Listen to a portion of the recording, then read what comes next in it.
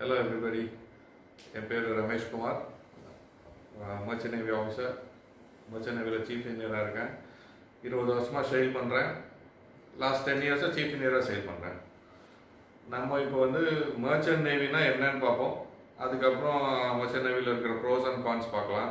அதுக்கப்புறம் merchant நேவியோட career options பார்க்கலாம். Merchant navy அப்படின்னா கமர்ஷியல் ஷிப்பிங் இண்டஸ்ட்ரியை தான் காமனாக நம்ம மர்ச்சன்ட் நேவின்னு சொல்கிறோம். தமிழில் சொல்லணும்னா சரக்கு கப்பல் போக்குவரத்து. அதில் இருக்க கரியர் ஆப்ஷன் அப்படின்னா நேவிகேட்டிங் ஆஃபீஸர்ஸ் இருப்பாங்க. ஒரு கப்பல்னு எடுத்துக்கிட்டால் அதில் நேவிகேட்டிங் ஆஃபீஸர்ஸ் இருப்பாங்க, அப்புறம் இன்ஜினியரிங் ஆஃபீஸர்ஸ் இருப்பாங்க. நேவிகேட்டிங் ஆஃபீஸர்ஸ்னால் மாலுமிகள், கப்பலை ஒரு பாயிண்ட் ஏலேருந்து பாயிண்ட் பிக்கு கரெக்டாக கொண்டு போகிற ஆஃபீஸர்ஸ். என்ஜினியர்ஸ் அப்படின்னா இன்ஜினியர்ஸ் எங்கே வராங்கன்னா கப்பலை செலுத்துறதுக்கு என்ஜின்ஸ் இருக்கும், அதோட அசோசியேட்டட் சிஸ்டம்ஸ் இருக்கும். ஒரு மினி டவுன்ஷிப் ஒரு ஷிப்புன்னு எடுத்துக்கிட்டால் ஒரு மினி டவுன்ஷிப். அதில் இருக்க மெஷினரிஸை மெயின்டெனன்ஸு 24/7 ஸ்டேட் ஆஃப் ரெடினஸில் வச்சுருக்கணும் எல்லா மெஷினரிஸையும். அதை பார்க்குறதுக்கு மெயின்டெனன்ஸ் இன்ஜினியர்ஸ் தான் basically merchant navy engineers. So அதில் இருக்க ப்ரோஸ் அண்ட் கான்ஸ்ன்னு பார்த்தீங்கன்னா மர்ச்சன்ட் நேவியில் சம்பளம் நிறையா இருக்கும். டாலர்ஸில் ஏர்ன் பண்ணுவீங்க. உங்களோட கான்ட்ராக்டுன்னு பார்த்தீங்கன்னா வருஷத்தில் மினிமம் ஒரு 6 மாதம் to 8 months சேல் பண்ணுவீங்க. ஃபேமிலியிலேருந்து வெளியில் இருக்கணும். டாலர்ஸில் சம்பளம் இருக்கும். மர்ச்சன்ட் நேவி கரியர் ஆப்ஷன்ஸ் அப்படின்னா நேவிகேட்டிங் ஆஃபீஸர்ஸ்னால் 12th முடிச்சப்பறம் என்ன பண்ணணும்னா 12th முடிச்சப்பறம் என்ட்ரன்ஸ் எக்ஸாம், இதுக்குன்னு தனி என்ட்ரன்ஸ் இருக்குது, தனி இன்ஸ்டியூட்ஸ் இருக்குது. அந்த இன்ஸ்டியூட்ஸில் படிச்சுட்டு நேவிகேட்டிங் ஆஃபீஸர்ஸ் எக்ஸாம்ஸ் எழுதணும். அதுக்கு எக்ஸாம்ஸ் கிளியர் பண்ணிங்கன்னா நேவிகேட்டிங் ஆஃபீஸராக போகலாம். இன்ஜினியரிங் ஸ்ட்ரீம்னா 12th முடிச்சுட்டு டைரெக்டாகவும் இன்ஜினியரிங் பிஇ மரைன் இன்ஜினியரிங் பண்ணலாம். அதுக்கு இல்லைன்னா BE mechanical engineering AICTE approved காலேஜஸில் படிச்சுட்டு அதுக்கப்புறம் marine engineering orientation course, officers training இருக்குது, அது 1 year பண்ணணும். அந்த 1 year கோர்ஸ் முடிச்சுட்டு அதுக்கப்புறம் நீங்கள் கப்பலில் சேல் பண்ணலாம். கரியர் ஆப்ஷன்ஸ் கரியர் எப்படி ஆரம்பிக்கணும்? 12th முடிச்சுட்டு IMU Indian maritime university, very similar to AICTE. அவங்க அதே மாதிரி இங்கே ரெகுலேட் பண்ணுற institution IMU Indian maritime university. அவங்க என்ட்ரன்ஸ் எக்ஸாம் கண்டக்ட் பண்ணுவாங்க. அந்த entrance exam very similar to your IIT JE மாதிரி தான் இதுவும். அதே மாதிரி பேட்டர்ன் தான் இருக்கும், டஃப்பாக இருக்கும். அந்த என்ட்ரன்ஸ் எக்ஸாமை எழுதிட்டு அதில் இருக்கிற கிரேடிங் படி உங்களுக்கு இருக்கிற colleges same like engineering colleges மாதிரி கவர்மெண்ட் காலேஜஸ் இருக்குது, ப்ரைவேட் இன்ஸ்டிடியூஷன்ஸும் இருக்குது. அதில் நீங்கள் அட்மிஷன்ஸ் எடுத்துக்கலாம். ஃபீஸ் ஸ்ட்ரக்சர் அப்படின்னு பார்த்தா கொஞ்சம் காஸ்ட்லியாக தான் இருக்கும். Yearly fees for navigating officers எப்படின்னா பிஎஸ்சி நாட்டிக்கல் சயின்ஸ் படிக்கலாம். அவங்களுக்கான கோர்ஸ் பிஎஸ்சி நாட்டிக்கல் சயின்ஸு. அந்த 3 வருஷம் கோர்ஸ் முடிச்சுட்டு எக்ஸாம்ஸ் கிளியர் பண்ணிவிட்டு கப்பலில் கேடட்டாக ஜாயின் பண்ணலாம். கேடட்டுங்கிறது ஜூனியர் போஸ்ட் ஆஃபீஸர். கேடட்டாக ஜாயின் பண்ணலாம். கேடட்டாக ஜாயின் பண்ணிவிட்டு 18 months சி சர்வீஸ், அதாவது 18 months ட்ரைனிங் முடிச்சுட்டு நீங்கள் மறுபடி இங்கே எக்ஸாம்ஸ் எழுதணும்.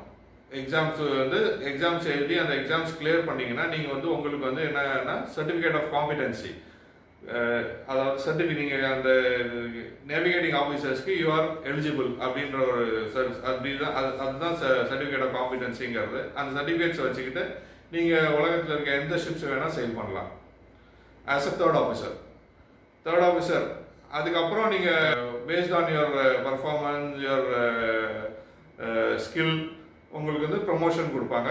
செகண்ட் ஆஃபீஸராக ப்ரொமோஷன். அது செகண்ட் ஆஃபீஸராக நீங்கள் ப்ரொமோட் பண்ணிவிட்டு அது நீங்கள் உங்கள் திறமையை பொறுத்து அடுத்த எக்ஸாம்ஸ் எழுதணும்.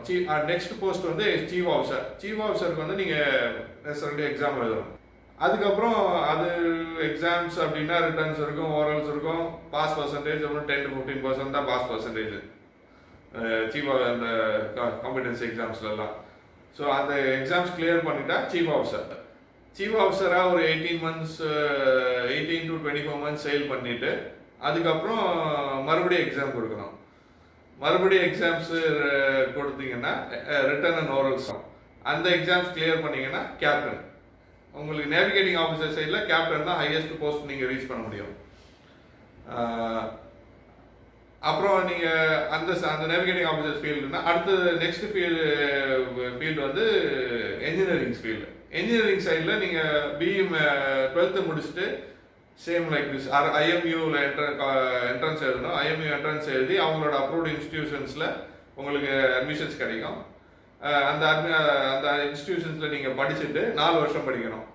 4 வருஷம் படிச்சுட்டு ஏதாவது ஒரு ஷிப்பிங் கம்பெனியில் நீங்கள் அங்கேயே கேம்பஸ் இன்டர்வியூஸ் வருவாங்க.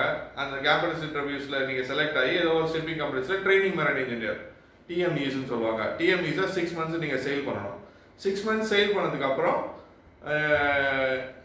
ஷோருக்கு வந்துட்டு மறுபடியும் எக்ஸாம்ஸ் கொடுக்கணும். ரிட்டன் அண்ட் ஓரல்ஸ் 2 எக்ஸாம்ஸ் ரெண்டுமே கொடுத்துட்டு அந்த எக்ஸாம்ஸ் கிளியர் பண்ணோடனே யூஆர் சர்டிஃபைடு இன்ஜினியரிங் ஆஃபீஸர்.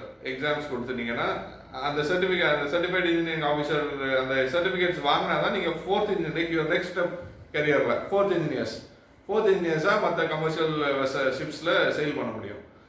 அப்புறம் 4th engineer experience and good report வச்சு 3rd இன்ஜினியர். அந்த 3rd இன்ஜினியர் ஆகிட்டு அதுக்கப்புறம் எக்ஸ்பீரியன்ஸை வச்சுட்டு 2nd இன்ஜினியர் ஆகிறதுக்கு முன்னாடி நீங்கள் மறுபடியும் எக்ஸாம்ஸ் கொடுக்கணும். சர்டிஃபிகேட் ஆஃப் காம்பிடன்சி எக்ஸாம்ஸ், அது கோர்ஸ் ஓரல்ஸ் அண்ட் ரிட்டர்ன்ஸ் கொடுக்கணும். அந்த எக்ஸாம்ஸ் கிளியர் பண்ணதுக்கப்புறம் 2nd இன்ஜினியராக சேல் பண்ணலாம். 2nd இன்ஜினியராக ஒரு 12 to 18 months சேல் பண்ணிவிட்டு மறுபடியும் எக்ஸாம்ஸ் கொடுக்கணும்.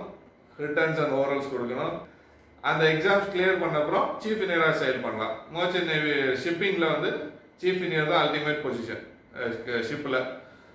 இன்ஜினியரிங் சைடில் நேவிகேட்டிங் சைடில் கேப்டனு, இன்ஜினியரிங் சைடில் சீஃப் இன்ஜினியர். சீஃப் இன்ஜினியருக்கெல்லாம் வந்து உங்களுக்கு 4 months சேலிங் பீரியட் இருக்கும். 3 months ஆஃப் இருக்கும். ஸோ சேலரிஸ் இன் $. அதுக்கப்புறம் ஒன்றும் ஆஃபீஸில் நீங்கள் மேனேஜ்மெண்ட் அதுக்கப்புறம் வேணும்னா நீங்கள் ஆஃபீஸ் மேனேஜ்மெண்ட் கம்பெனிஸில் ஷிப்பிங் கம்பெனிஸில் ஆஃபீஸில் தான் பிளேஸ்மெண்ட் வாங்கிட்டு இங்கே மேனேஜ் பண்ணிக்கலாம். மர்ச்சன்ட் நேவி ஆஸ் எ கரியர்னு டிசைட் பண்ணிட்டா உங்களுக்கு சர்டன் டாக்குமெண்ட்ஸ் வேணும். ஃபிசிக்கல் கண்டிஷன் வேணும், டாக்குமெண்டேஷனும் வேணும். Merchant navy as a career, okay chosen merchant navy as a career அப்படின்னா உங்களுக்கு பேசிக்காக வேண்டியது பாஸ்போர்ட், வேலிட் பாஸ்போர்ட். அதுக்கப்புறம் இன்னொன்று என்ன சொல்லுவாங்கன்னா சீஃபேரஸ் பாஸ்போர்ட்டுப்பாங்க கொலோக்கியலில். ஆக்சுவலாக அது பேர் என்னென்னா கண்டினியூஸ் டிஸ்சார்ஜ் சர்டிஃபிகேட். அது ஒரு புக்லெட் மாதிரி இருக்கும், சிடிசி மோ. அதில் என்னென்னா எந்த கப்பல் ஏறுறீங்க, எந்த கப்பல் இறங்குறீங்க, இந்த டேட்டில் இந்த ஊரில் ஏறியிருக்கீங்க, இந்த டேட்டில் இந்த ஊரில் இறங்கியிருக்கீங்க அப்படின்னு கேப்டனோட சிக்னேச்சரோட record of all your sea services, அதுதான் கண்டினியூஸ் டிஸ்சார்ஜ் சர்டிஃபிகேட், சிடிசி அப்படின்பாங்க.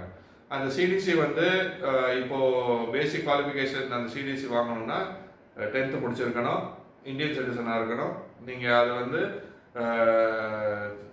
Shipping officers like merchant marine டிபார்ட்மெண்ட்னு சொல்லுவாங்க, ஷிப்பிங் சம்மந்தப்பட்ட அந்த ஆஃபீஸர்ஸ்க்கு எம்எம்டி, மர்ச்சன்ட் மெர்கன்டைல் டிபார்ட்மெண்ட், எம்எம்டின்னு சொல்லுவாங்க. அந்த ஆஃபீஸில் நீங்கள் ஆன்லைன்லேயே அப்ளை பண்ணலாம். ஆன்லைனில் அப்ளை பண்ணி சிடிசி வாங்கணும். அப்புறம் documentation, passport and CDC basic necessities. அதுக்கப்புறம் எஸ்டிசிடபிள்யூ கோர்ஸும் வாங்க. அதாவது உங்களோட எஸ்டிசிடபிள்யூ கோர்ஸ்னால் basic fire fighting, basic first aid, social responsibility, அதாவது மற்ற கப்பலில் மற்றவங்களுக்கு கூட எப்படி பழகணும் அப்படின்னு அந்த மாதிரி 4 சர்டிஃபிகேட்ஸ் இருக்குது. அந்த சர்டிஃபிகேட் கோர்ஸ் பண்ணணும். அந்த சர்டிஃபிகேட் கோர்சஸ் வந்து எங்கள் எந்த இன்ஸ்டியூட்டில் வேணால் பண்ணலாம். சென்னை, பாண்டிச்சேரி, கோயம்புத்தூர், இங்கெல்லாம் மதுரை, இங்கெல்லாம் நிறைய இன்ஸ்டியூட்ஸ் இருக்குது தமிழ்நாட்டில். அந்த இன்ஸ்டியூட்ஸில் பண்ணணும். அது முடிச்சப்புறம் அஃப்கோர்ஸ் நீங்கள் கரியர் ஆப்ஷன், நீங்கள் இன்ஜினியரிங் சைடா நேவிகேட்டிங் சைடாங்கிறத அதோட கோர்சஸ் பண்ணணும். 12th மினிமம் அட்லீஸ்ட் இப்போல்லாம் எடுக்கிறது வந்து ஒரு 65 to 75% இருந்தால் தான் கன்சிடர் பண்ணுறாங்க எல்லா கம்பெனிஸும். இதுதான் basic qualification for a career in merchant navy. Physical கண்டிஷன்னா yes, you have to be top of your fitness. இப்போல்லாம் ரொம்ப ஸ்ட்ரிக்டாக இருக்கிறாங்க. ஒபீஸாக இருக்கக்கூடாது, பிஎம்ஐ வந்து less than 30 இருக்கணும், டயபெட்டிஸ் இருக்கக்கூடாது, யுவர் ஐசைட் 6/6 இருக்கணும். நேவிகேட்டிங் ஆஃபீஸர்ஸ்க்கு பர்ஃபெக்ட் ஐசைட் 6x6 இருக்கணும் வித்தவுட் கலர் பிளைண்ட்னஸ். இன்ஜினியரிங்க்கு ஸ்பெக்ஸ் போட்டுக்கலாம், பட் கலர் பிளைண்ட்னஸ் இருக்கக்கூடாது. ஃபிட்டாக இருக்கணும். இவ்வளோ நேரம் சென்னையை பற்றி நம்ம டிஸ்கஸ் பண்ணிக்கிட்டு இருந்தோம். டு கன்க்ளூட், அந்த ஜிஸ்ட்டை மட்டும் நான் ஒரு வாட்டி சொல்லிடுறேன். Good salary, you learn in dollars. எவ்வளோ கலர் சேலரி கொடுக்குங்களோ அந்த அளவுக்கு வேலையும் வாங்கிடுவாங்க. It's a physically demanding job. You get to roam around the world. இப்போ ஒரு ஷிப்புன்னு எடுத்துக்கிட்டிங்கன்னா ஒரு 25 பேர் இருப்பாங்க. நார்மலாக இப்போ இருக்கிற ஷிப்பிங் காம்ப்ளிமெண்ட்டு அவ்வளோதான். 25% வந்து டிஃப்ரெண்ட் நேஷ்னாலிட்டிஸாக இருப்பாங்க. Like European, Asians, Chinese. ஏஷியன்ஸ்லேயே பார்த்தீங்கன்னா சைனீஸாக இருப்பாங்க, ஃபிலிப்பினோஸ், பங்களாதேஷிஸ், இந்தியன்ஸு, ஸ்ரீலங்கன்ஸ், நிறைய நேஷ்னாலிட்டிஸ் இருக்கும். நிறைய நேஷ்னாலிட்டிஸ் கூட சேல் பண்ணும்போது நமக்கு வந்து நிறைய கல்ச்சர்ஸ் கூட நம்ம இப்போ எல்லாருமே டிஃப்ரெண்ட் கல்ச்சர்ஸாக இருப்பாங்க. அந்த கல்ச்சர்ஸ்லாம் நம்ம எக்ஸ்பீரியன்ஸ் பண்ணக்கூடிய வாய்ப்பு கிடைக்கும். அதே மாதிரி ஃபுட் ஹேபிட்ஸும் இப்போ கான்டினென்டல் யூரோப்பியன்ஸ்னால் கான்டினென்டல் ஃபுட் ஹேபிட்ஸு, சைனீஸ்னால் சைனீஸ் ஃபுட்ஸு, இந்தியன்ஸ்னால் இந்தியன் கூட இந்தியன் செஃப் இருந்துச்சுன்னா இந்தியன் ஃபுட்டு. இந்த மாதிரி டிஃப்ரெண்ட் ஃபுட் கல்ச்சர்ஸ் நமக்கு எக்ஸ்பீரியன்ஸ் பண்ண முடியும். இந்தியன் ஆஃப்கோர்ஸ் இந்தியன் ஃபுட்டை தவிர நீங்கள் மற்ற இதெல்லாம் எக்ஸ்பீரியன்ஸ் பண்ணலாம். அதுதான் ஒரு பெரிய பாசிட்டிவ் இந்த ஷிப்பிங்கில். You get have a different view about this world. அவ்வளோதான். இது ஒரு இன்ட்ரெஸ்டிங்கான ஜாப் தான். Not a regular 9 to 5 job. 6 months sail பண்ணிங்கன்னா அடுத்த 6 months வீட்டில் உட்காந்திங்கன்னா உங்களை யாரும் என்னன்னு கேட்க மாட்டாங்க. You are free, you can attend your family முடியாது. So be prepared for all this. All the best. இவ்வளோ நேரம் இந்த வீடியோ பார்த்ததுக்கு thank you all. And whoever wants to join Merchant Navy, all the best for you guys.